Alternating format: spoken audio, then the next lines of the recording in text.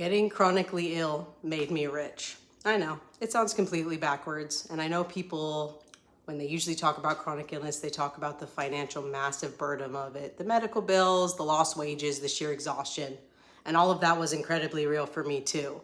But getting chronically ill was the exact thing that forced me to build real wealth, save more money, and completely reclaim my time. It forced me to radically slow down in a way that changed my entire relationship with money and work.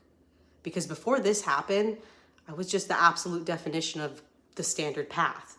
I spent my 20s doing what we're supposed to do. I went to college, I got a degree, I chased the cool job experiences in Europe.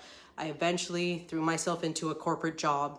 I was ambitious, I was trying to work hard, and I was fully bought into trading my endless hours for dollars and status. And I spent my money. I didn't even think of saving it. It didn't even occur to me.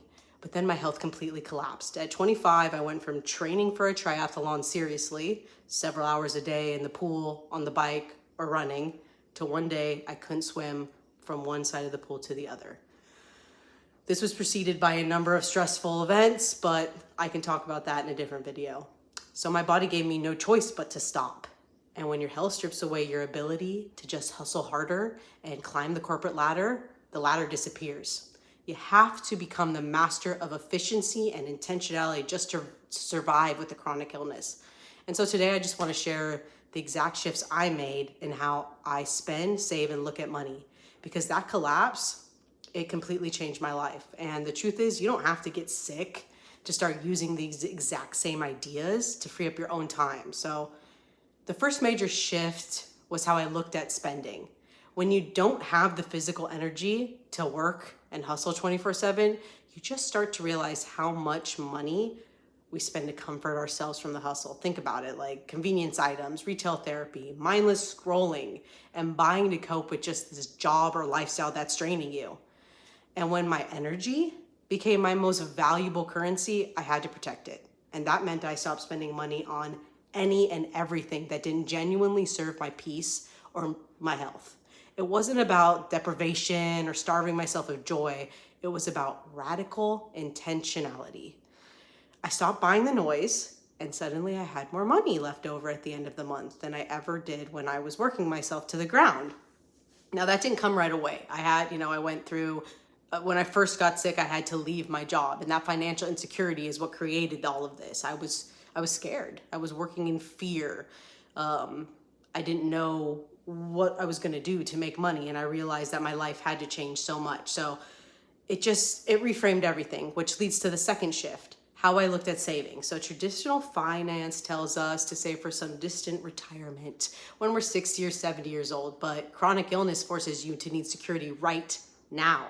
Aggressive and intentional saving became my ticket out of obligatory work. I stopped looking at saving as a boring number in a bank account or something I'd use decades from now. And instead I looked at every dollar saved as like a freedom token. I built a buffer, you could say, so that I would never ever have to force my body to do what it physically couldn't just to pay a bill. So it wasn't about stopping working altogether. It was about creating a security net, just a way that if I walked into a job and I knew I was burnt out or it was the wrong fit, I wasn't tied, I wasn't handcuffed to it anymore because of bills or because of a lifestyle bloat that I had created. I could walk away. I owned my time at that point. So saving became an act of self-care. And finally, the biggest shift was how I looked at working.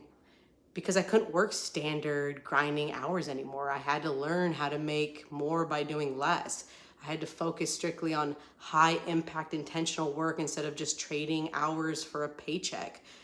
I worked just hard enough to retire myself from that obligatory corporate grind, and honestly, learning this for myself completely opened my eyes, and once you see that the standard treadmill is optional, you want everybody you love to get off of it, basically. So right now, my biggest personal focus is figuring out how to take those exact same principles I used to retire myself to retire my husband from obligatory work too.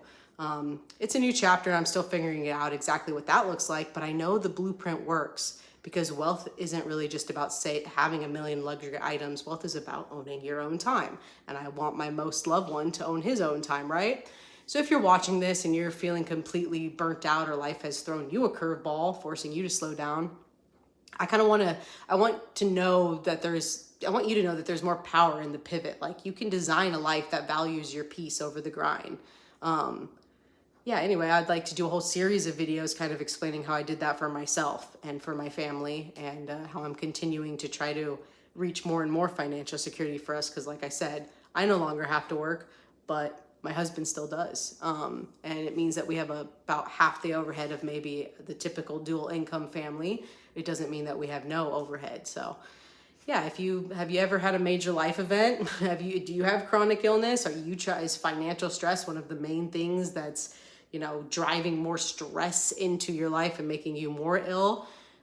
I would just say, flip the switch. I have a free worksheet that you can click on and download down below, and it'll lead you to a guide that can help you find your own way out of obligatory work. So yeah, go ahead, let me know down in the comments, what your story is, and I'd love to hear from you. See you in the next video. Bye.